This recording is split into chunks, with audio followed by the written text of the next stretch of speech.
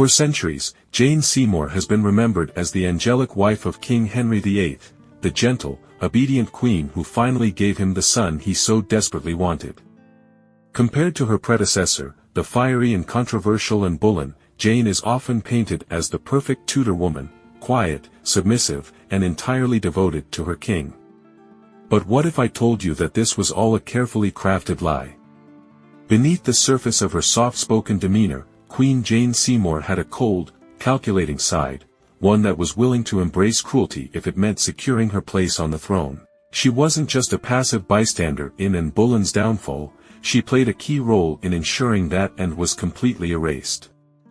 And when the truth is laid bare, Jane Seymour may not be the innocent queen history wants us to believe she was. So, who was the real Jane Seymour? And how did her dark side emerge in one of the most ruthless moments in Tudor history? Jane Seymour, the silent rival. Jane Seymour wasn't born into power like her predecessor, Anne Boleyn.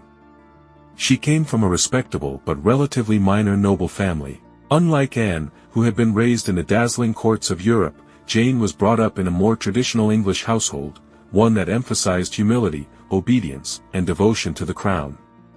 And yet, despite her quiet upbringing, Jane quickly learned how to navigate the deadly game of court politics. By the early 1530s, she had risen through the ranks to become a lady-in-waiting to Queen Anne Boleyn. That's right, before Jane was Henry's wife, she was Anne's servant. She stood in the background, watching and waiting as Anne struggled to keep the king's favor.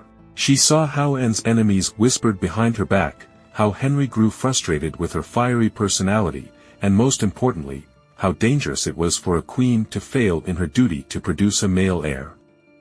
And Jane? She was patient. She knew that Anne's days were numbered. A cold and calculated betrayal.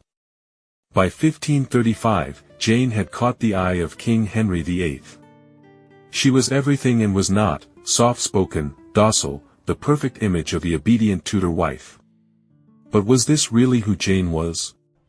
Or was it simply the role she knew Henry wanted her to play? When Anne suffered a miscarriage in early 1536, her third pregnancy loss, Jane seized her moment. She began secretly meeting with Henry, carefully ensuring that their growing relationship remained under the radar. But Jane wasn't just having an affair, she was being coached. Powerful men at court, including Henry's most trusted advisor, Thomas Cromwell, saw Jane as the perfect tool to bring Anne down. They needed a queen who would be more compliant, one who wouldn't meddle in political affairs like Anne had. Jane Seymour was happy to play the part. She refused to sleep with Henry while Anne was still queen, knowing that if she gave in too soon, she'd risk becoming just another discarded mistress.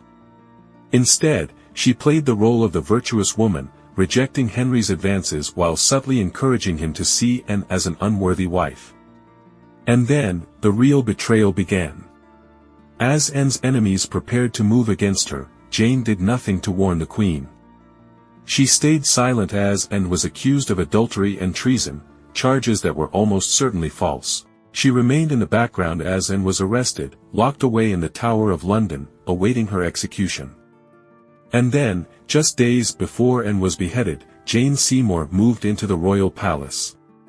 That's right, Jane was already living as Henry's future wife before Anne was even dead. And when the execution finally took place on May 19, 1536, Jane wasn't mourning. She was preparing for her wedding. The queen with a chilling lack of mercy. Now, some might argue that Jane was simply a pawn, a woman who had no choice in the matter. But here's where her coldness truly reveals itself. Unlike Anne Boleyn, who had fought fiercely for her survival, Jane never expressed an ounce of remorse for what had happened. In fact, just one day after Anne's execution, Jane became engaged to Henry VIII. 11 days later, they were married. She wore Anne's crown. She sat on Anne's throne. She even used Anne's personal motto, bound to obey and serve, as if to mock the woman whose blood had barely dried. But it didn't stop there. Jane Seymour wasn't just silent about Anne's execution, she actively worked to erase her from history. She banned all mention of Anne Boleyn at court, removing her symbols, her portraits, her memory. It was as if Anne had never existed. And when Anne's daughter, the young Princess Elizabeth, was stripped of her royal status and declared a bastard, Jane did nothing to help her. The child was only 3 years old, abandoned by her father and cast aside as worthless. A true, angelic, queen might have shown kindness. Jane, instead, accepted the rewards of Anne's downfall without question. Did Jane finally pay the price? Of course, Jane Seymour's reign was short-lived. She did what Anne could not. She gave Henry the son he had always wanted, the future King Edward VI.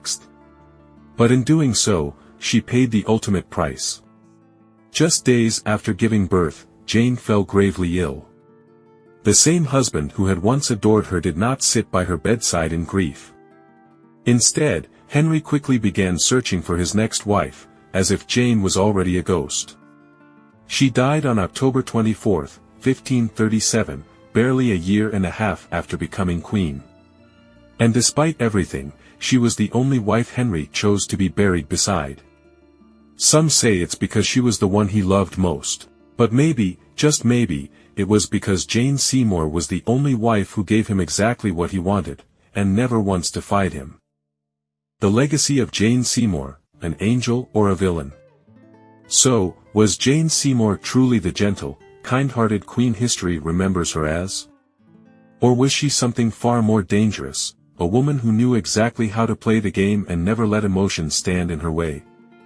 The truth is, Jane was neither a saint nor a villain. She was a survivor. She understood the brutal reality of life at Henry's court, and she did what she had to do. But her silence, her refusal to speak, the legacy of Jane Seymour, an angel or a villain? So, was Jane Seymour truly the gentle, kind-hearted queen history remembers her as? Or was she something far more dangerous, a woman who knew exactly how to play the game and never let emotions stand in her way? The truth is, Jane was neither a saint nor a villain. She was a survivor. She understood the brutal reality of life at Henry's court, and she did what she had to do. But her silence, her refusal to speak out against Anne Boleyn's destruction, her willingness to erase another woman's legacy, reveals a chilling lack of mercy. Maybe history has been too kind to Jane Seymour. Maybe she wasn't the angel people think she was. Maybe, beneath her quiet exterior, she had a heart as cold as the throne she fought to sit upon. What do you think? Was Jane Seymour an innocent victim, or was she just as ruthless as the Tudor court itself? Let me know in the comments.